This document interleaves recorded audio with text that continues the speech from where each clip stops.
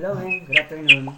So, you're asking me regarding my opinions about the two question.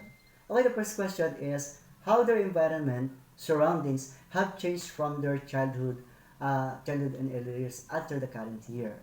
Okay, so this is my personal opinion. Okay, regarding this question. The first thing is what about the changing the child environment, what does it mean? Okay, so if your child is behaving a way you don't like, it's good idea to look at what is going on the child's environment. So by changing your child, okay, child environment, you might be able to change your child behavior too. So changing the environment can just mean making small manageable changes on what's happening around your child. So that is about what my opinion regarding the question.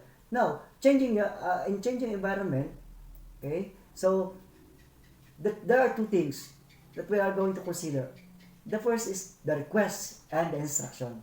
Now, you might be able to change your child behavior by changing the way you tell or ask your child to do the things. Yes, for instruction. So, instruction is when you tell your child to do something, di ba? And if you give a clear, a short, and simple instruction, your child will know what expected of him. Okay? So, very simple. Now, the child can choose to say yes or no for the request because requests give your child choices a sense of control which might make your child more likely and cooperate. Okay? So, and this is my opinion on your next question. What are the changes in their surrounding and the effects of such change? Okay. Now, the first thing that came in my mind is what will be the impact of the environment?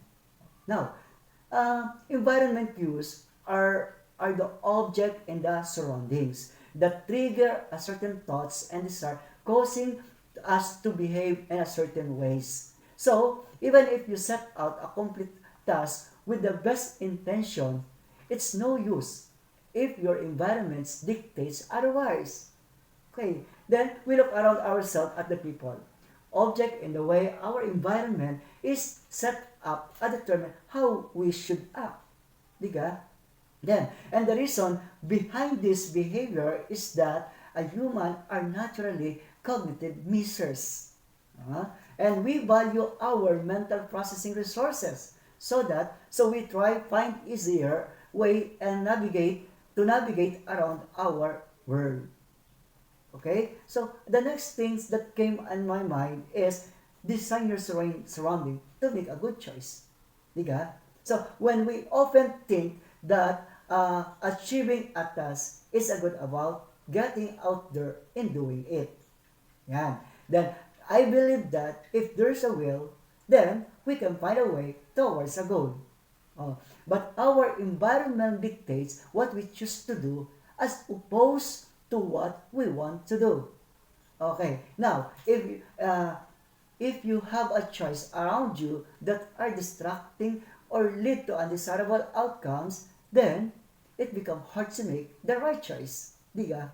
Now, on the flip side, okay, having an environment that only has a desirable choice constrict you to do, okay, what is important to yourself.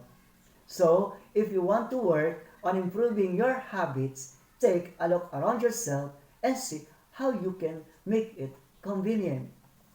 Okay? So, another things and the last point to be considered is that changing yourself is also changing your environment. Now, making changes to your environment make it easier to do what's right without having to think about staying motivated. So you must stay motivated. And if you set up your surrounding so that making the best decisions comes easily, then you can set yourself up to practice a better habits. We often think that change comes from within. Diga? And I believe that achieving a goal without changing ourselves, no, and what we think, but we did we but in what we did, but we discount the fact that optimizing our environment, we make a better choice and we make a large impact to our actions. So that having a better action within a rich within a rich make it better that difficult choice. Okay? And that is my opinion regarding your question. Thank you very much, Ming. Magandang hapon.